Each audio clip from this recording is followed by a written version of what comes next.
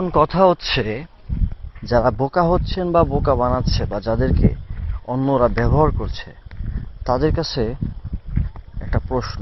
সেটা হচ্ছে, আপনারা বোকা হচ্ছেন এটা আপনারা বুঝতেই পারছেন না বা জানেনই না। তাহলে এই খান্নাস ব্যাপারটা বুঝবেন কিভাবে? খান্নাস ব্যাপারটা আপনি তখনই বুঝবেন যে খান্নাস শয়তান সেটাই যার মাধ্যমে কোনো বিশৃঙ্খলা, কোনো নেতিবাচক প্রভাব পড়তে পারে বা কোনো রকম হয়রানিমূলক ব্যবস্থা হতে পারে, অথবা সুষ্ঠু সুন্দর কল্যাণময় সমাজ ব্যবস্থাপনায় বিঘ্ন ঘটতে পারে। এছাড়াও বোঝা যায় বা কোনো নাফরমানদের নাফরমানি চক্রান্ত থাকতে পারে, যেটাকে বলে এক ধরনের স্লোলি, মানে খুব ধীর গতিতে আগানো, এটাও হতে পারে।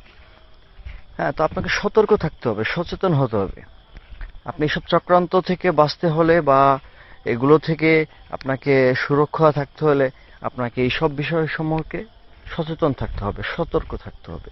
সচেতন থাকলে, সতর্ক থাকলে তখন আপনাকে বোকা বানাতে পারবে না, ব্যবহার করতে পারবে না। আবার বলে না মুরগি বানানো, যেটাকে আসলে বলা হয় যে দাস বানানো প্রথাকে, হ্যাঁ, এটা খারাপ ভাষায় যেটা বলে দাস প্রথা, ওটা করতে পারবে না। সুতরাং সচেতন হন, সতর্ক হন। হ্যাঁ, মনে মনে শয়তানে ওয়াসওয়াসা দিবে, এটা আপনি মেনে নেবেন, মানে এটা ফাজলামি না। আর এটাকে প্রমাণ করার জন্য ওদের অনেক চক্রান্ত আছে, অনেক কিছু আছে যেগুলো দিয়ে আপনাকে বোকা বানানো একটা পাইতারা করে। আপনি একটা জিনিস মনে করেন যে জান্নাতেই বোকা বানাইছে, আর এখান তো আপনি পৃথিবীতে, আপনি কেন এটা নিয়ে এত ইয়া করেন? এগুলো না, আপনার একটা বিষয়, প্রত্যেকটা জিনিসেরই ব্যবহারের একটা বিষয় আছে, কল্যাণকর আছে। যে কল্যাণটা আসলে এইভাবে না, কল্যাণ থেকে কল্যাণ নয়, অকল্যাণই হচ্ছে। যেমন বিজ্ঞানের আবিষ্কারগুলোকে কল্যাণের চেয়ে অকল্যাণে ব্যবহার করা হয় বেশি।